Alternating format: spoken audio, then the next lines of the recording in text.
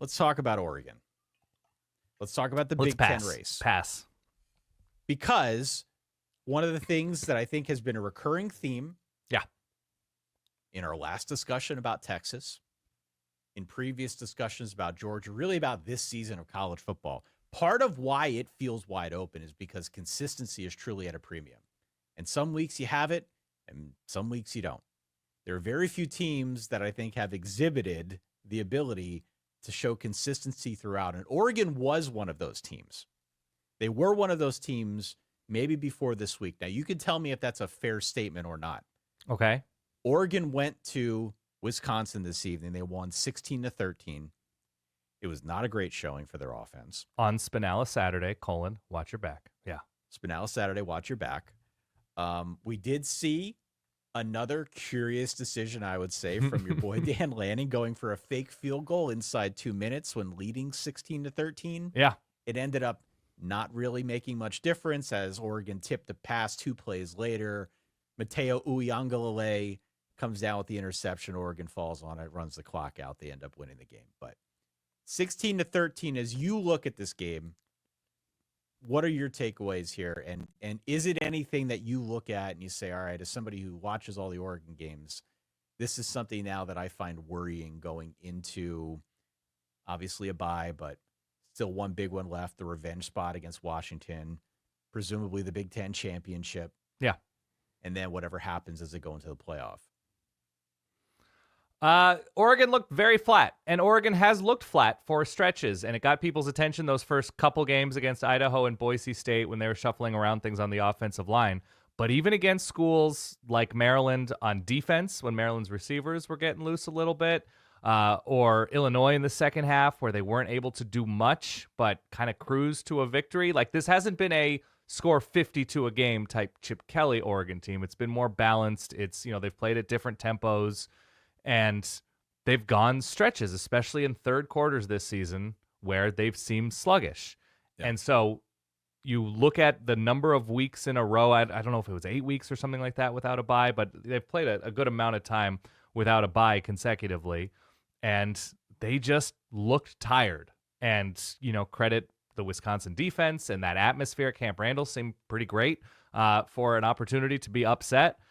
But the play calling wasn't there. Dillon Gabriel looked a little bit shaky in the pocket and not sure where pressure was coming from and not trusting his offensive line at times.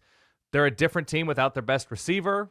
Sometimes on defense, especially against the run, when Wisconsin was able to push them around a little bit, they were a different team without their best defensive lineman in Jordan Birch, who was out in this game.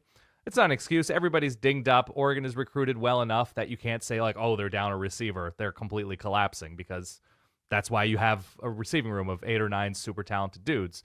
So Oregon had opportunities. Dillon Gabriel throws the interception in the red zone.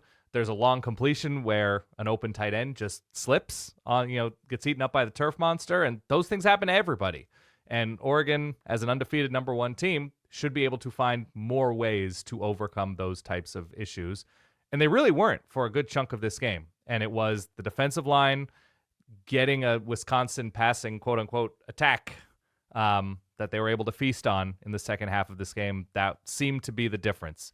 A Wisconsin team with an above-average, series of receivers and quarterback play and offensive linemen protecting said quarterback, they're beating Oregon.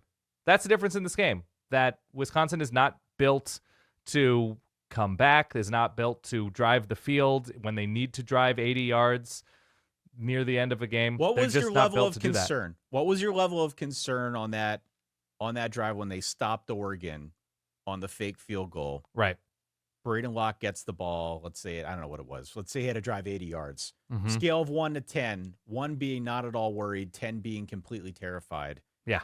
Where were you at that he was going to lead them on some sort of game-winning or game-tying drive? 1.7. Yeah. Truthfully, yeah. Again, if this were, take your pick of replacement level Big Ten quarterback, Luke Altmaier, 5.2, 4.3, something like that. This Oregon defense is, the corners happen to be very good, and the pass rush had been getting home against this Wisconsin offensive line. And so it was very difficult to see that. I was probably more worried when Oregon had the ball that Dillon Gabriel being shorter, get another pass tipped, and what Wisconsin's able to run it back for a touchdown or run it back into field goal position, something like that. That was actually the scarier thing. And for as much as Dillon Gabriel struggled in moments in this game, he was also the reason Oregon won this game with big runs, big 4th and 9 conversion pass. Like, he made huge plays in this game as well. But there were moments where the play calling didn't seem great. There was a 3rd down where they just ran it straight into the line. The fake field goal, say what you will, it's an ethos for Dan Lanning. No, going for those moments. He sticks to it, man. He sticks to that vision, that balls to the wall vision. And so they won their clunker. I'll say this, because I've said this about other teams. It makes me rethink how buttoned up they are if they're going to play Texas, Georgia, Tennessee, Ohio State again. It seems like there are more vulnerabilities in this Death Star. There's just like a small, what is it? How many parsecs? There's some Star Wars reference here, Ty, where there's a very small vulnerability in the Death Star. This one seems a little bit bigger after, but I think the bye week is very good for them.